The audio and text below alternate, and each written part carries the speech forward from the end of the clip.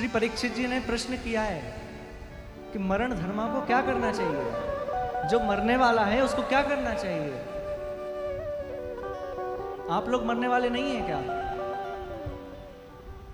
हम सब लोगों के लिए ये प्रश्न है, अकेले परीक्षित जी का प्रश्न नहीं है ये। जितने भी मृत्यु लोक में हम सब जीव हैं, हम सबका यह प्रश्न है। म्रियमाणस सर्वथा, मरने वाले को क्या करना चाहिए। तो श्री सुखदेव जी बड़ा प्यारा उत्तर दे रहे हैं। क्या कह रहे हैं? जो अपना कल्याण चाहता है वो केवल 3 काम करे। तस्मात् भारत सर्वात्मा भगवान ईश्वरो हरि श्रोतव्या कीर्तितव्यश्च स्मर्तव्येषितो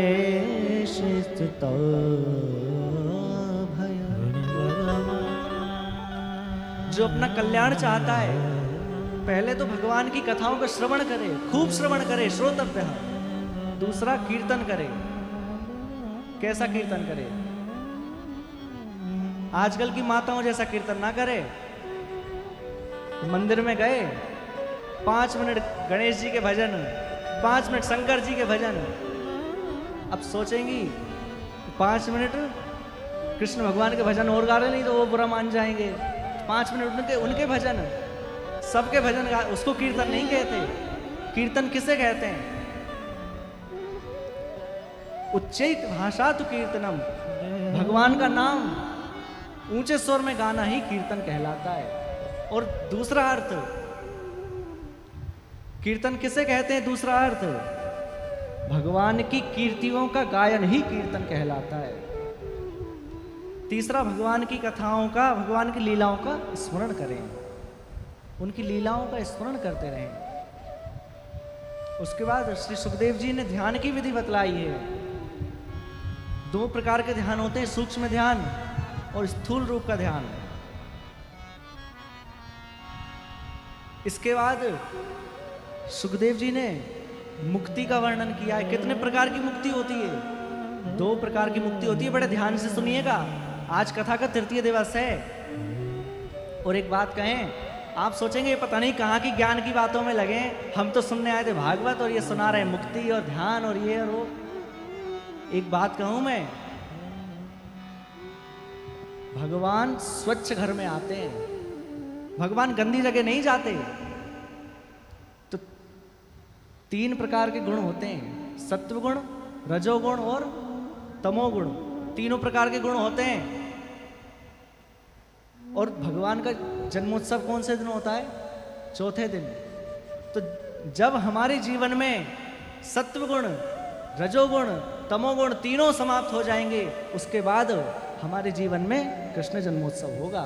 हमारे हृदय में भगवान कृष्ण का जन्म होगा, क्योंकि भगवान स्वच्छ स्थान में आते हैं। इसलिए मानो 3 दिन आपके हृदय की, आपके अंतःकरण की सफाई चल रही है। एक तरह से सफाई अभियान चल रहा है। 3 दिन 4 दिन आपकी खूब सफाई होगी, जब जाकर 4थे दिन भगवान का जन्म हमारे हृदय में होगा। तो इसलिए आप सब बड़े ध्यान से सुने। मुक्ति कितने प्रकार की है? 2 प्रकार की मुक्ति बताई है, क्रम मुक्ति और सद्या मुक्ति। क्रम मुक्ति किसे कहते हैं? एक लोक से दूसरे लोक में जाएंगे, वहां से तीसरे लोक में जाएंगे, एक एक क्रम से जाएंगे, उसको क्रम मुक्ति कहते हैं। और सद्या मुक्ति, सीधे हम भगवान के पास पहुंच जाएं, इसको कहते हैं सद्या मुक्ति। अब ये कैसे संभव है? आप ऐसे समझिए, जैसे किसी अधिकारी से आपका बड़ा सुंदर परिचय हो, वह आपका बहुत अच्छा मित्र हो। समझना बात को। कोई अधिकारी आपका बहुत अच्छा मित्र हो पुराना, और आपने जाकर नेम प्लेट देखी कि ये तो हमारे बड़े पुराने मित्र हैं, और अपना कार्ड अंदर भेजा, तो वो क्या कहेंगे? अरे ये तो हमारे बहुत अपने हैं, इनको लाइन में मत लगाओ, इनको तो सीधे ले आओ, इनको इस चक्कर में मत डालो कि जाओ रिसेप्शन पे जाओ, फिर पर्ची कटाओ, फिर हमसे मिलने का टोकन लो, फिर नंबर लगाओ। नहीं, क्या बोलेंगे? जाकर सीधे इन्हें हमारे पास बुला लाओ।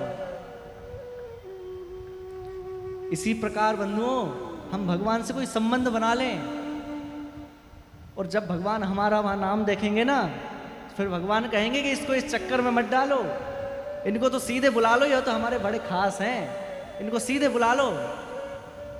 तो क्रम मुक्ति और सद्या मुक्ति